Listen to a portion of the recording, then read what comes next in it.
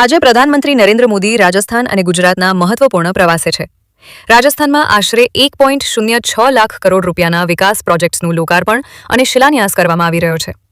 ત્યારબાદ તેઓ ગુજરાતના સાણંદ ખાતે સેમિકન્ડક્ટર OSAT પ્લાન્ટનું ઉદ્ઘાટન કરશે. આ પ્રોજેક્ટ ભારતને વૈશ્વિક સેમિકન્ડક્ટર ક્ષેત્રમાં વધુ મજબૂત બનાવશે. દક્ષિણ અને મધ્ય ગુજરાતમાં વરસાદી માહોલ યથાવત છે. સુરત, નવસારી, વલસાડ, ભરૂચ અને આસપાસના વિસ્તારોમાં વરસાદને કારણે કેટલાક વિસ્તારોમાં પાણી ભરાવાની સ્થિતિ સર્જાઈ છે. સ્થાનિક તંત્ર સતત પરિસ્થિતિ પર નજર રાખી રહ્યું છે. હવામાન વિભાગે આગામી દિવસોમાં ગુજરાત સહિત દેશના અનેક રાજ્યોમાં ભારે વરસાદની આગાહી કરી છે. નીચાણવાળા વિસ્તારોમાં રહેતા લોકોને સાવચેતી રાખવાની સલાહ આપવામાં આવી છે.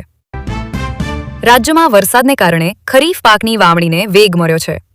કૃષિ નિષ્ણાતોના જણાવ્યા મુજબ જો વરસાદની ગતિ જળવાઈ રહેશે તો આ વર્ષે ખેતી માટે અનુકૂળ સ્થિતિ રહેશે. ભારતમાં સેમિકન્ડક્ટર ઉત્પાદન વધારવાના પ્રયાસો વચ્ચે સાણંદનો નવો પ્લાન્ટ મહત્વપૂર્ણ ગણાય છે. તેનાથી રોજગારીની નવી તકો ઊભી થશે અને ટેકનોલોજી. ઉત્તર, પશ્ચિમ અને મધ્ય ભારતના અનેક રાજ્યોમાં વરસાદ ચાલુ છે. કેટલાક વિસ્તારોમાં ભારે વરસાદને કારણે વહીવટીતંત્રે એલર્ટ જાહેર કર્યું. ફિફા વર્લ્ડ કપ 2026 હવે નોકઆઉટ તબક્કામાં પ્રવેશી ગયો છે. આજે રમાનારી મહત્વપૂર્ણ મેચો પર સમગ્ર વિશ્વના ફૂટબોલ ચાહકોની નજર છે. વૈશ્વિક બજારમાં કાચા તેલના ભાવમાં વધઘટ જોવા મળી છે. નિષ્ણાતોનું માનવું છે કે આંતરરાષ્ટ્રીય પરિસ્થિતિઓના આધારે આગામી દિવસોમાં વધુ ફેરફાર થઈ શકે છે.